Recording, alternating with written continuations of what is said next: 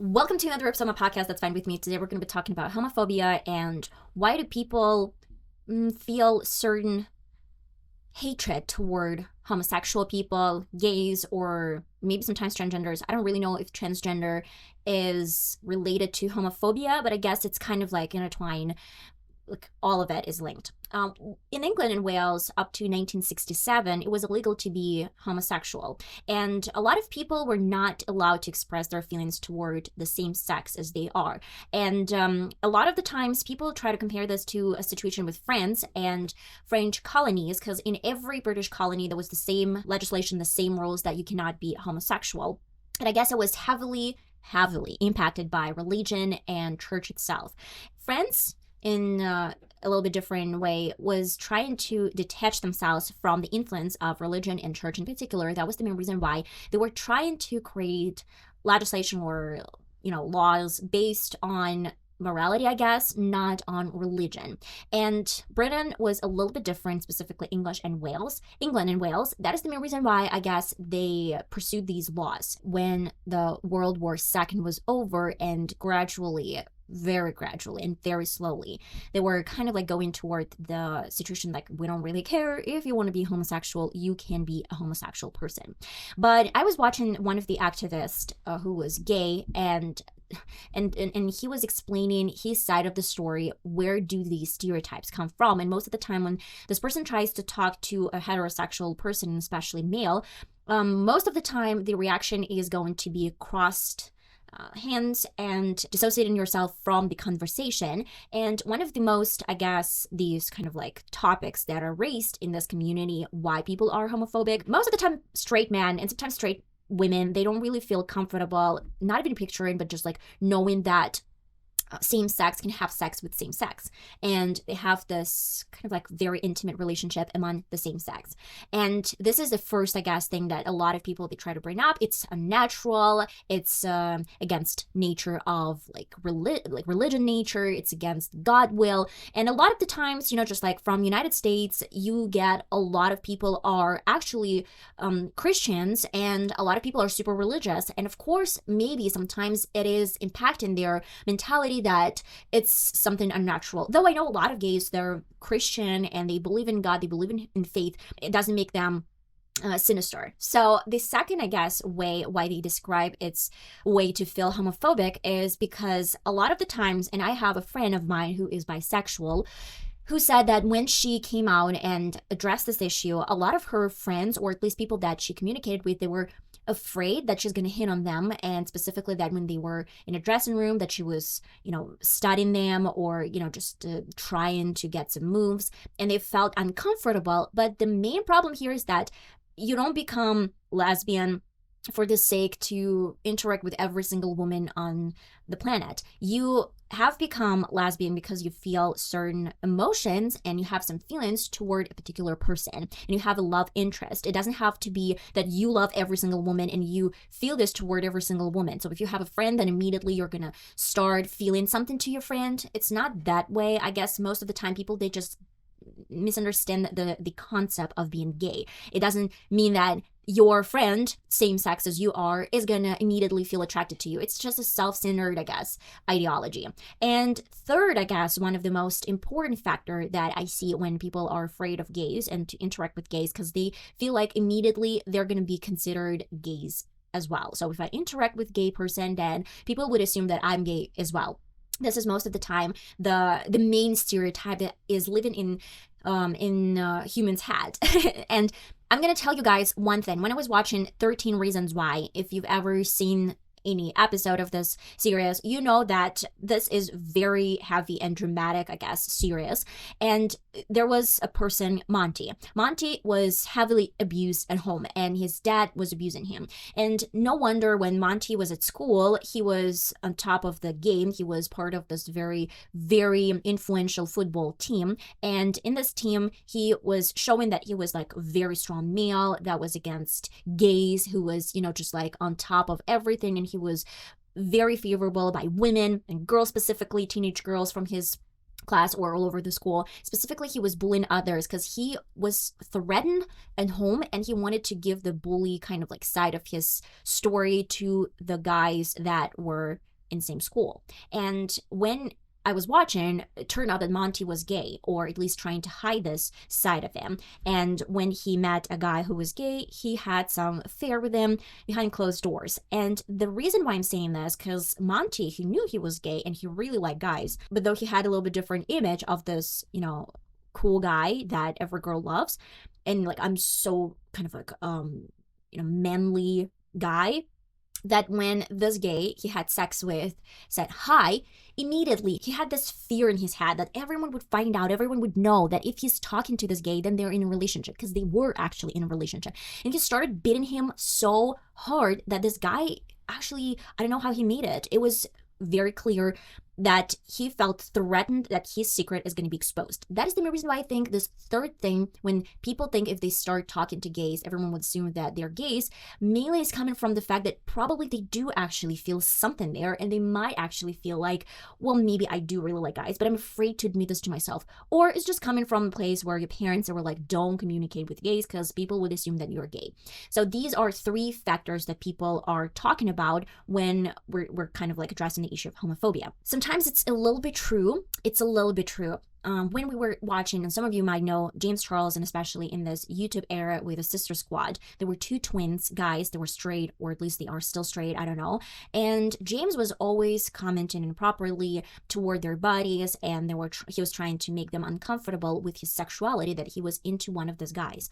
And I would say that this probably just fueled into the stereotype that a lot of gays, they're coming from for straight guys. And that is the main reason why straight guys, they're feeling uncomfortable talking to gays, because they know they have something, toward them. So when a gay guy, an activist, was talking about this fact that, it's not true that I'm going to be attracted to you just because I'm gay and you are the same sex as I am, sometimes we actually see this as true. And unfortunately, such people as James Charles, they are fitting this narrative. They're fitting this stereotype that, yeah, a lot of the times gays, they are on to the path to find straight guys, and then we're going to kind of like turn them into this religion.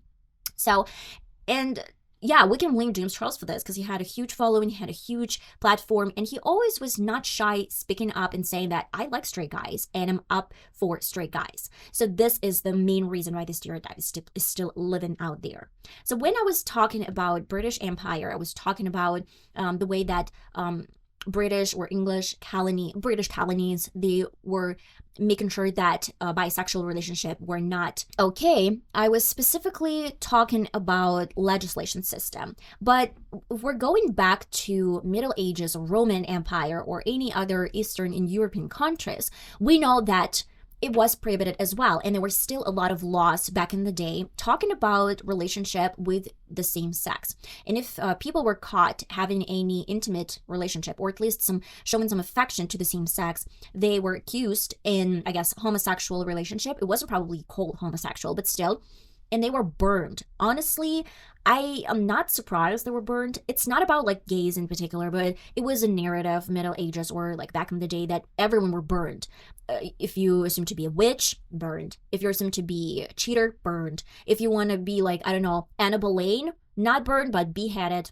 So it was pretty common for people to fight something unknown or unnatural from their side of the story, and especially church was super influential. And now we're talking about friends trying to detach them from this religion background and religion influence, and trying to base their legislation system on morals and probably logic, not on religion. That is the main reason why I guess it was super popular for people to be afraid of everything. But we know, as a matter of fact, that homosexual relationship existed long before 20th century. And this homophobia, it just didn't come from nowhere. Probably people just felt threatened up until 1967. It was illegal. So of course people, they are afraid to be, to come out. Still people are afraid because it's like deep in psychology that it's something shameful and bad. Another stereotype that is fitting the narrative of homophobia is AIDS. So in 80s, I guess, early 80s, we know that AIDS was well spread, and the awareness of this disease was primarily dictated by media that it was a gay disease or gay plague. which is not true. And later studies, not only in the United States, but in France or Belgium, showed that most of the time, a lot of heterosexual couples and a lot of heterosexual individuals, they were facing AIDS and HIV, especially that was coming from Central Africa. And Central Africa studies showed more to it, that actually AIDS was far earlier than AIDS, and it was very common disease, not only in Africa, but just people didn't know about that. They didn't know that it existed. That was the main reason why it wasn't actually for homosexual men. It was some kind of individuals that were coming forward, and a lot of doctors, they were like feeding this narrative to media that, yeah, we see a lot of homosexuals who have promiscuous lifestyle facing this disease. And of course, media, they jumped on this conclusion. And I'm even going to read you guys what articles and specifically titles were there, the titles that were feeding this narrative. For example, The Australian, they used gay plague title in July of 17th, 1982. Philadelphia Daily News, they named the same article gay plague. Then The Times, what killed gay plague man? It was posted on 27th of March 1983. Then what else? Male Britain threatened by gay virus plague. The January 6th, 1985. All these headlines, they were very, very scary for heterosexual people, for gay people in particular, because they were like, oh, so probably every gay person has AIDS or HIV. So should I be concerned? How am I supposed to treat myself? Am I supposed to get in any relationship with a gay guy? It was just, getting this fear against gay people over and over again. So when people were like, okay, now we're not going to treat them with prison, we're not going to create any damaging laws, but now we're going to just spread the seeds of this fear in media, which we actually see a lot. Most of ordinary people, we're not like reading an article, we're not going deeper, we're not doing a research. Most of the time, whatever media is feeding us, we're like, okay, I trust you, I believe you, I think it's true. And we're kind of like spreading this around the family, among family and friends, among some circle of people that we know, and we feel like that's true because TV showed this. And especially in 80s and 90s, this was the main source of information, TV. No one actually had this widespread access to internet where you could actually do this research, and no one actually knew where to find this information about this new AIDS disease, because I don't really think you could find this in the library and conclude that, it's probably due to some statistics. It's among heterosexual people more than among gays. And I would say statistically, there are more heterosexual couples or just people in general all over the place. And there are not so many homosexual people out there. So to assume that this was a gay plague that consumed everyone, then how heterosexual people got this? Through what? If they were not gays? It was a weird tendency to blame gays in everything, in politics, to blame them in AIDS, to blame them in in everything. I guess in everything they were blamed. And these stereotypes, they're so hard to get rid of. I have a friend who's gay, and I'm from Russia, for those who don't really know this. So my friend just left Russia and said that it was really tough for him to find someone who wasn't even scared to walk around and just feel normal, as if just this is a normal kind of like living. Who cares what happens behind the closed doors? I mean, it's probably just this, again, narrative that this is unnatural. And I guess Russians, they're very, maybe not super religious, but pretty much religious. And our religion is very strict, though we're Christian as well, but it's just like unnatural and sinister. So that is the main reason why I guess a lot of Russians, they're against, and they're probably homophobic. And I would say one of my other friends, the one that is bisexual, she said that she fell in love with a girl just because she was a great person and just felt something to her. And then she had a second partner. She was, again, a girl. But then she said, like, it's really hard in our country to look this way. You can't be open about this relationship. And then she got back with a guy, but it wasn't from the perspective that it was really hard for her. She said, like, most of the time in her, I mean, a relationship in particular, in her relationship, she had to act as a man. And these girls, they were expecting her to take this role, like manly role. And she just got really tired of this relationship. And that's why she went back to heterosexual relationship. But she said, like, I am like curious. I'm still into girls. Sometimes if I find myself in future, falling in love with a girl, I'm going to be pretty much open about that. I don't know what's going to happen to her. We stopped any communication. It has nothing to do with homophobia or whatever. It just, we had some different issues like in friendship as a core. But my other friend who is gay and lives in a little bit different country right now says that it's so much easier for him to find partner and don't feel ashamed of who he is.